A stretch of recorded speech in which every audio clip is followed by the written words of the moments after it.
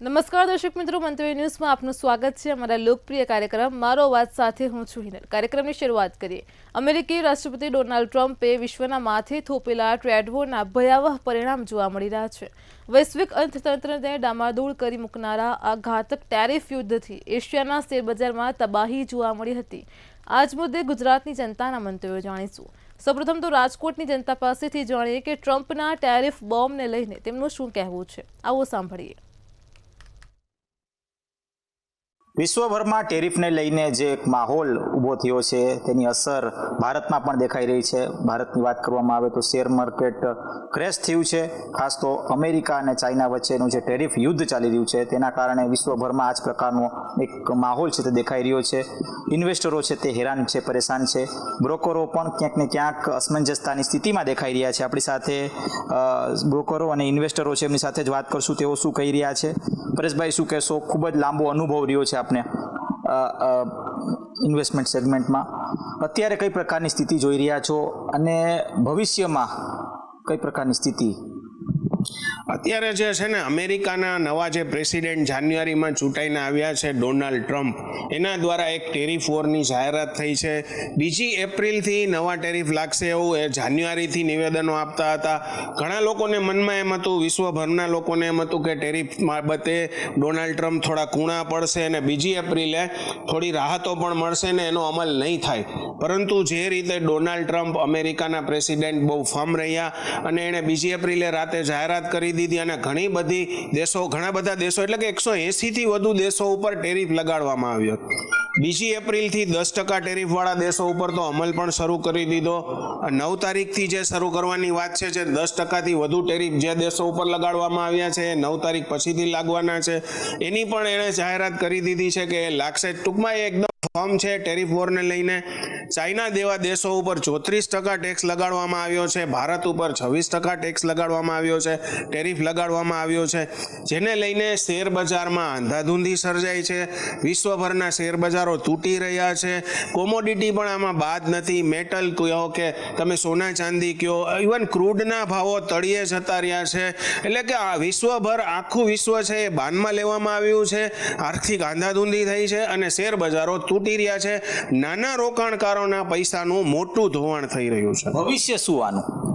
જ્યાં સુધી આ ટેરિફ વોરનો કોઈ રસ્તો નહીં નીકળે ત્યાં સુધી બજારમાં આ જ હાલત રહેશે, ઉથલપાથલ મોટી રહેશે। એવું કહેવાય છે કે WTOએ એટલે કે ચાઇનાએ WTO વર્લ્ડ ટ્રેડ ઓર્ગેનાઇઝેશનને ફરિયાદ પણ કરી છે। જો કે એનું પણ કાંઈ ઉપજવાનું નથી, કારણ કે 2018માં આ સ્થિતિ હતી। ટેરિફ અંગે ચાઇનાએ WTOને ફરિયાદ કરી હતી। એટલે જો ટેરિફ વોરમાં કોઈ પણ બાબતે રસ્તો નીકળે કે ફ્રી ટ્રેડની વાત કરવામાં આવે છે ભારત સાથે અમેરિકાની, એવા કોઈ પણ અમલ આવે તો તાત્કાલિક સુધારો આવે। બાકી 1-2 મહિના ટેરિફ વોરને લઈને બજારમાં કોઈ સુધારો તાત્કાલિક આવે એવું લાગતું નથી। ભારત અને અમેરિકા વચ્ચે ક્યાંક અત્યારે સંબંધ દેખાઈ રહ્યા છે કે સારા સંબંધ છે, તો ભવિષ્યમાં તેનો ફાયદો પહોંચશે કે કેમ? હા, બીજા દેશો કરતાં થોડુંક ભારતમાં એનું કૂણું વલણ છે। એટલીસ્ટ એનો મેઇન વોર જે છે અમેરિકાની ચાઇના સાથે છે। ગઈકાલ રાતના જ એક સમાચાર છે, જો ચાઇનાએ એમ કીધું કે 34% જો અમેરિકા ટેરિફ લગાડશે તો અમે રેસિપ્રોકલ 34% લગાડશું। તો ટ્રમ્પ દ્વારા રાત્રે જ એક નિવેદન આપવામાં આવ્યું છે, તો જો ચાઇના 34% લગાડશે તો અમે બીજા 50% એડિશનલ ટેરિફ લગાડશું। એટલે વોર ચાઇના અમેરિકાની છે। કદાચ એ બે વચ્ચે ભારતને ક્યાંક ને ક્યાંક થોડોક ફાયદો પણ થઈ શકે એવું બની શકે છે। આપ શું કહેશો? શું નામ આપનું અને આ સ્થિતિ અત્યારે કેટલી બગડી રહી છે માર્કેટ? મારું નામ જયદેવ રાઠોડ છે અને મારું એવું માનવું છે કે આ જે ટ્રમ્પની જે ટેરિફ રેટની જે અસર જે શેર માર્કેટ ઉપર આવી છે એનો સમયગાળો 1-2 મહિના રહેશે। ત્યાર પછી કદાચ ધીરે ધીરે એમાં કંઈ સોલ્યુશન આવશે તો માર્કેટ સ્ટેબલ થશે। અત્યારે ઘટાડા તરફ માર્કેટ જઈ રહ્યું છે અને આગળ પણ જવાની શક્યતા છે।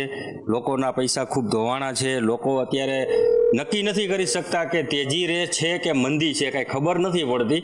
એટલે કન્ફ્યુઝન અત્યારે માર્કેટમાં ખૂબ જ મોટા પાયે રહ્યું છે અને લોકો અત્યારે ઇન્વેસ્ટમેન્ટ કરતા ગભરાઈ રહ્યા છે। કોઈ લોકો માર્કેટ નીચે આવે છે તોય નીચે કોઈ લેવા તૈયાર નથી, કોઈ ઇન્વેસ્ટમેન્ટ કરવા તૈયાર નથી, કારણ કે માર્કેટમાં અત્યારે ભયનો માહોલ જેવું દેખાઈ રહ્યું છે। તમે ટ્રેડિંગ સાથે સંકળાયેલા છો, શું વિચારી રહ્યા છે અત્યારે ઇન્વેસ્ટરો? અટાણે તો દર 10 મિનિટે વ્હાઇટ હાઉસમાંથી નવા ન્યૂઝ આવે એ પ્રમાણે અમને પણ ખ્યાલ નથી આવતો કે અમારે 10 મિનિટમાં શું કરવું, કેમ કે 10 મિનિટ એમ કહેવામાં આવે છે કે ટેરિફ લાગશે, પછી એમ કહે છે ફેક ન્યૂઝ આવે છે, એની અસર બીજા દિવસે સાવ અલગ જ હોય છે.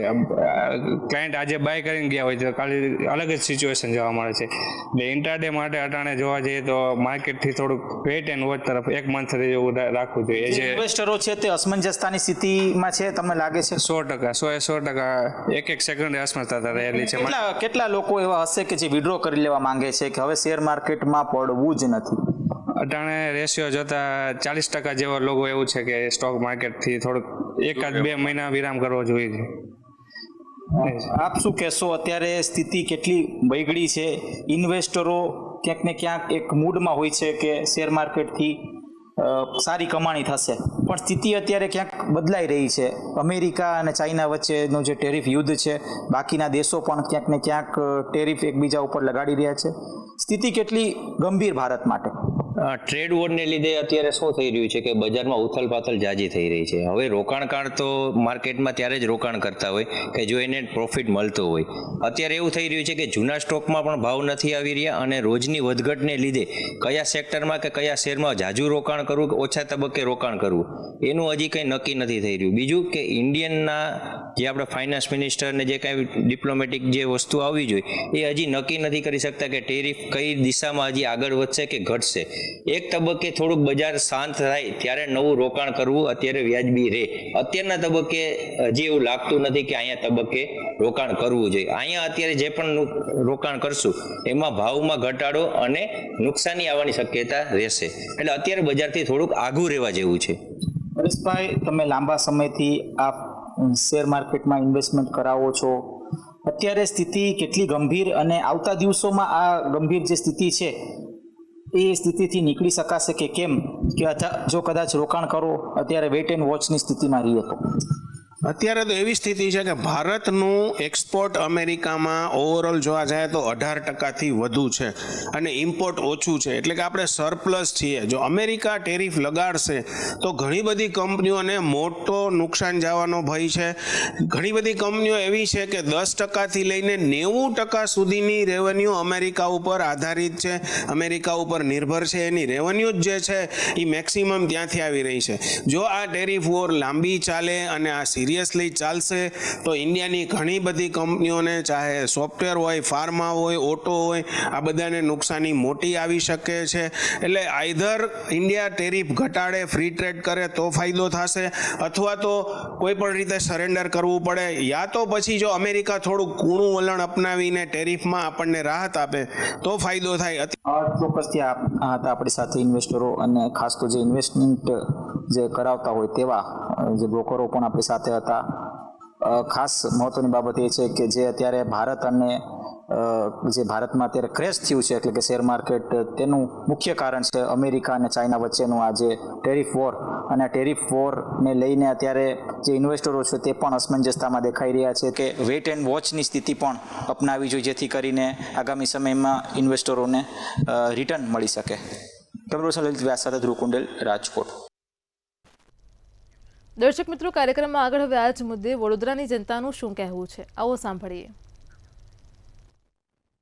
અમેરિકાના નવનિયુક્ત રાષ્ટ્રપતિ ડોનાલ્ડ ટ્રમ્પ દ્વારા જે રીતે નવા લદાયેલા ટેરિફ છે તેને લઈને સમગ્ર દુનિયાના માર્કેટ ક્રેશ થયા છે.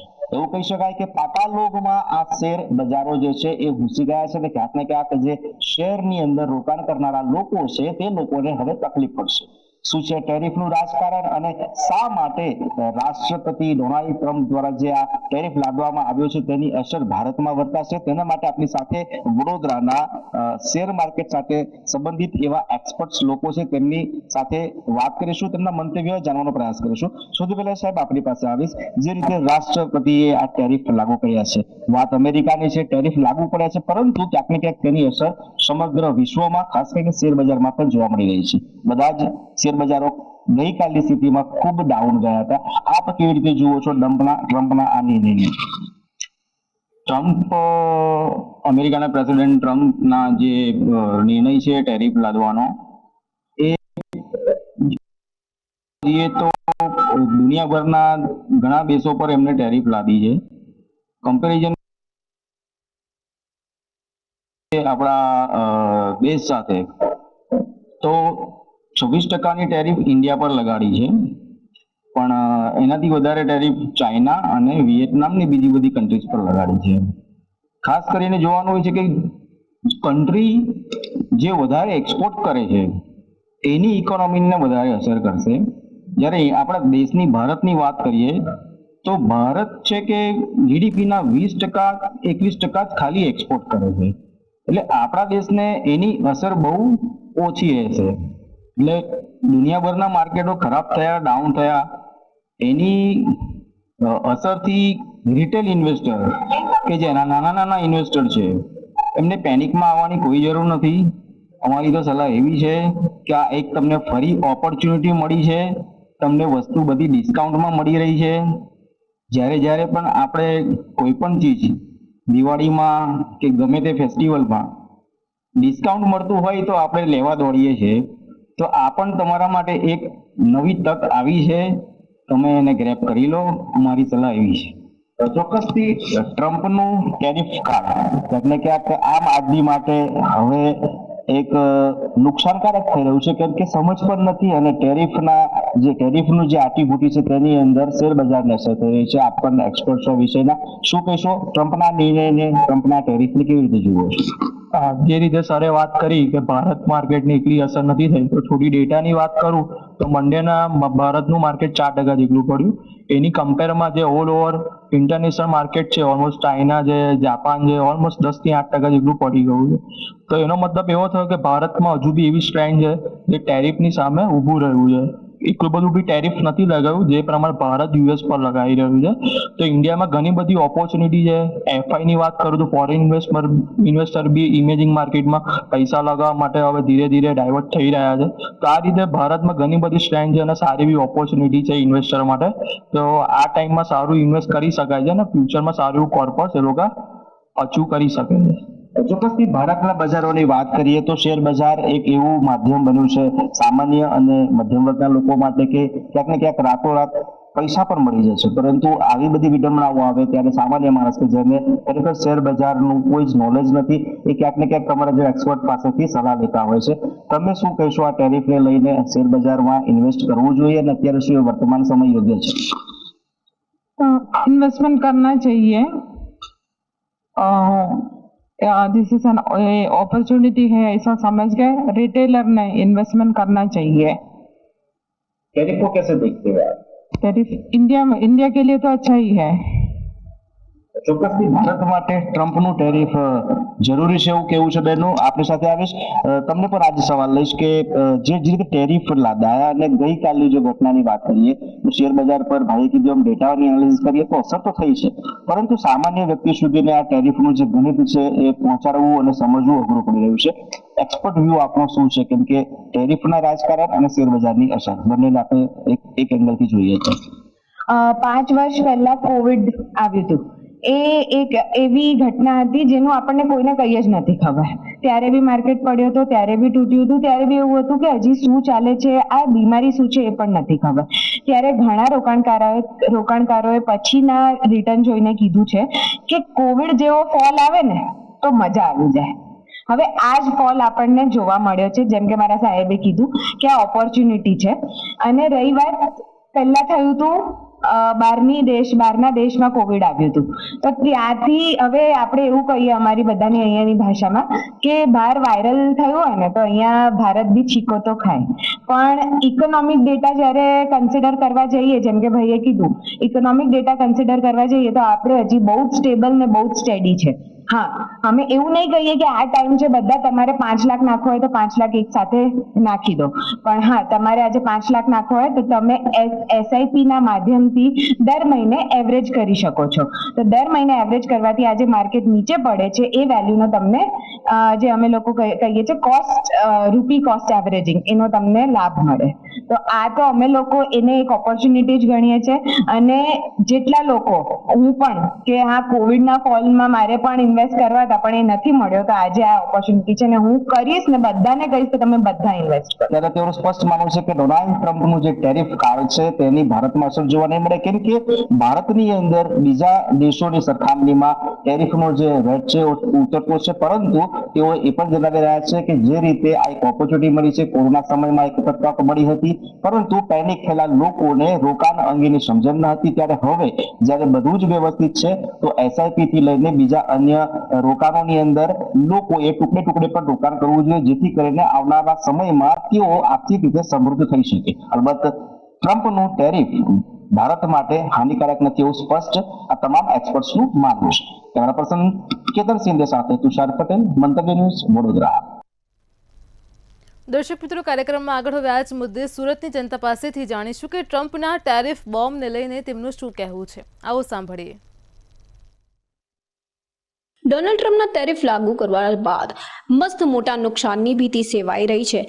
એટલું જ નહીં, બજારો સાવ ડાઉન ગયા છે અને બજારો ડાઉન જતા લોકોએ ક્યાંક ને ક્યાંક એક મોટી નુકસાની વેઠવાનો વારો આવી શકે અથવા તો એક મોટી ઇફેક્ટ એની ઉપર જોવા મળી શકે. ત્યારે સુરત ખાતે કેટલાક યંગસ્ટર્સ જેને કહી શકાય એ હાલ આપણી સાથે છે. વ્યવહારિક છે કે ડોનાલ્ડ ટ્રમ્પ દ્વારા લાદવામાં આવેલા જે મસ્ત મોટા ટેરિફ હતા એને લઈને ચીને જવાબી ટેરિફ દુનિયાભરના શેર બજારમાં દાખલ કરી દીધા છે, જેને લઈને તમામ લોકો હચમચી ગયા છે. અમેરિકાથી આવતા તમામ માલ પર 34% ટેક્સ લાદવાની જાહેરાત થઈ છે.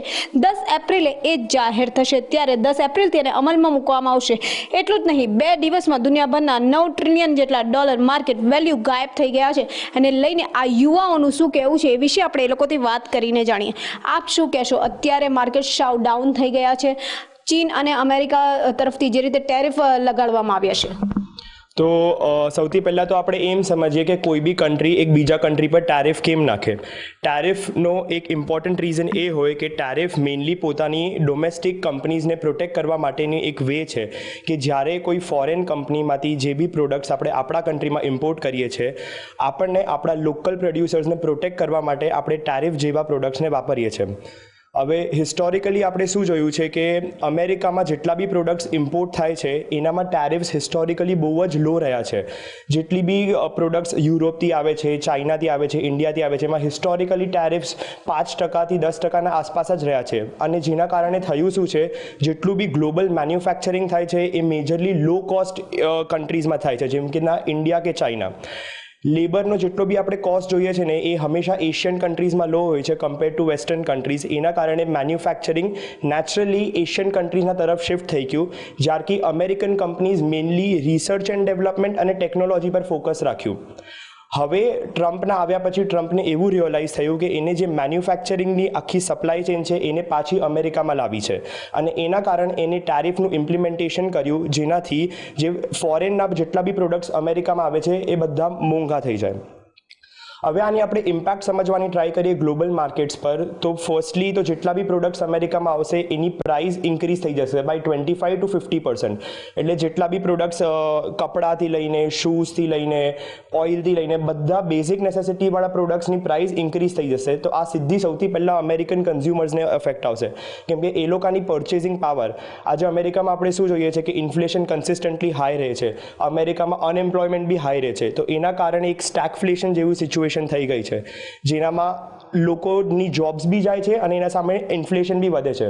એટલે આનો ડિરેક્ટ અસર પબ્લિક પર જ પડશે, બિકોઝ પબ્લિકને બધી પ્રોડક્ટ્સ મોંઘી આવવા લાગશે એમના ત્યાં, જેના કારણે એ લોકોને બહુ જ મોટી તકલીફ આવવાની ચાન્સીસ છે. અને અગર આપણે ગ્લોબલ માર્કેટની બી વાત કરીએ તો ગ્લોબલી બી કંપનીઝ બહુ સફર કરશે, બિકોઝ ઓલરેડી એ લોકોના કોસ્ટ હાઈ છે. આ ટેરિફના કારણે એ લોકોના પ્રોડક્ટ્સ ઓર એક્સપેન્સિવ થઈ જશે. બટ એક ઇમ્પોર્ટન્ટ વાત હું એ કહેવા માંગીશ કે આપણે બાકી બધી કન્ટ્રીઝને ઇન્ડિયા સાથે કમ્પેર કરીએ ને તો આપણને એક એડવાન્ટેજ એ મળી શકે છે કે કમ્પેર ટુ અધર કન્ટ્રીઝ આપણા પર ટેરિફ ઓછો લાગ્યો છે. આજે ઇન્ડિયા પર ટેરિફ 26% છે, જ્યારથી આપણા જેટલા બી મેજર કમ્પેરિટર્સ છે, જેવી રીતના ચાઇના છે, વિયેતનામ છે અને બાકી બધી કન્ટ્રીઝ, એ લોકો પર ટેરિફ્સ આપણાથી હાયર છે. એટલે એના કારણે આપણને ફાયદો શું થઈ શકે કે આપણી જેટલી બી ઇન્ડસ્ટ્રીઝ છે, જેવી રીતના આપણી ટેક્સટાઇલ ઇન્ડસ્ટ્રી છે, આપણી ફાર્માસ્યુટિકલ ઇન્ડસ્ટ્રી છે, કે આપણી અન્ય બીજી બહુ બધી ઇન્ડસ્ટ્રી છે જેને ફાયદો થઈ શકે આના કારણ કે આપણા જે એક્સપોર્ટ્સ હશે અમેરિકામાં એ રિલેટિવલી સસ્તા હશે કમ્પેર ટુ અધર કન્ટ્રીઝ. તો એ રીતના ઇન્ડિયન કંપનીઝને, ઇન્ડિયન મેન્યુફેક્ચરર્સને આ મૂવથી ફાયદો થવાના ચાન્સીસ હોઈ શકે છે. એટલે ક્યાંક ને ક્યાંક આફતને અવસરમાં બદલવું એ તો હિન્દુસ્તાનીઓના હાથમાં જ છે, પરંતુ ક્યાંક ઇફેક્ટ થવું એને પણ નકારી ના શકાય. શું માનવું? યસ, એટલે બેઝિકલી આપણે જોઈએ, જે મારા કલીગે કીધું કે હિસ્ટોરિકલી જે ડેટા હોય છે તેના હિસાબે કે અમેરિકન કન્ટ્રીઝ લોઅર રેટ પર બહારથી ઇમ્પોર્ટ કરે છે. હવે આપણે અમેરિકાના એંગલથી વિચારીએ તો આનાથી અમેરિકાનું પ્રોડક્શન વધશે, અને પ્રોડક્શન વધવાથી એ લોકો ઇનહેરન્ટલી અંદર જ બધું પ્રોડ્યુસ કરશે અને બનાવશે, તો એ લોકોના ટેક્સીસ પણ વધશે. તો એ એંગલથી જોવા જઈએ તો ગવર્મેન્ટને ફ્યુચરમાં બેનિફિટ છે, એ એંગલથી જોવા જઈએ તો. અને બસ એટલું જ કહેવું છે. એટલે ભવિષ્યનું જો વિચારીએ તો ભવિષ્યમાં ક્યાંક ને ક્યાંક બેનિફિટ મળી શકે, પણ હાલ જે રીતે શેર માર્કેટ ડાઉન ગયું છે એને લઈને લોકોને नुकसानी तो खरी, नुकसान तो हुआ ही है. प्लस यूएसए पे, यूएस एंड बाकी जो कंट्रीज पे ज़्यादा टैरिफ लगाया गया है, वहाँ पे भी यूएस को छोड़ के वो कंट्रीज इंडिया पे आने वाली है, तो वैसे इंडियन इंडस्ट्रीज भी सफ़र करने वाली है. मतलब अपने टेक्निकली देखें तो डोनाल्ड ट्रंप का जो मेजर प्लान था कि मैन्युफैक्चरिंग इंडस्ट्री बढ़ाए, उससे वो सबसे ज़्यादा तकलीफ यूएसए चाइना को ही देना चाहता था, और चाइना को तकलीफ होगी तो डंपिंग की वजह से इंडियन इंडस्ट्री को भी इम्पैक्ट पड़ सकता है. ચાઇનાને તકલીફ તો થશે, પરંતુ તેમના દ્વારા પણ જે ટેરિફ લાગુ કરવામાં આવ્યો અને એપ્રિલમાં તેને અમલમાં મૂકવામાં આવશે, તો એને લઈને શું માનવામાં આવે છે? सी मेजरली अपने देखें मार्केट्स हमारे इंडियन मार्केट्स, यूएस मार्केट सब ऑलमोस्ट लास्ट 5-6 मंथ से करेक्ट हो रहे हैं बिकॉज ऑफ हायर वैल्यूएशंस. और अभी जो करेक्शन आया है रिलेटेड टू टैरिफ्स, उसका इम्पैक्ट आई पर्सनली फील कि उसमें मार्केट्स ने ओवर रिएक्ट किया है. It is not going to stay for longer time.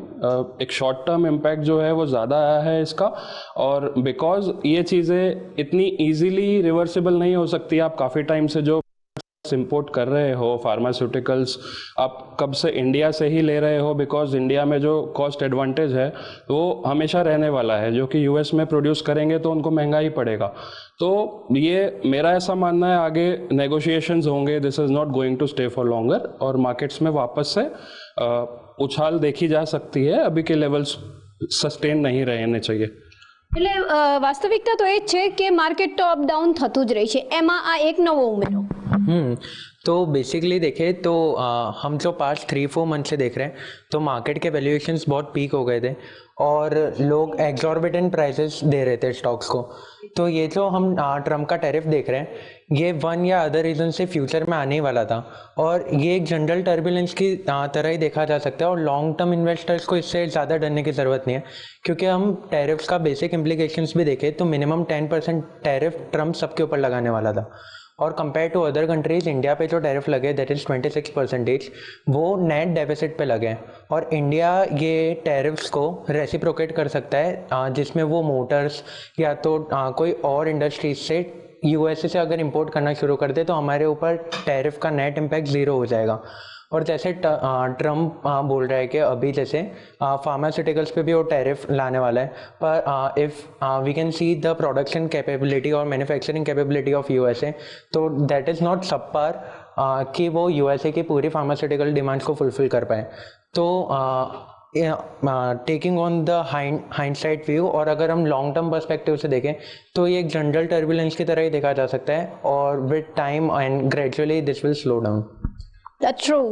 Time સાથે સાથે એ પણ ધીમું પડી જ જશે અને એની ઇફેક્ટ પણ ઓછી થશે. પણ હાલની જે પરિસ્થિતિ છે એ પરિસ્થિતિને લઈને તમે શું માનો છો?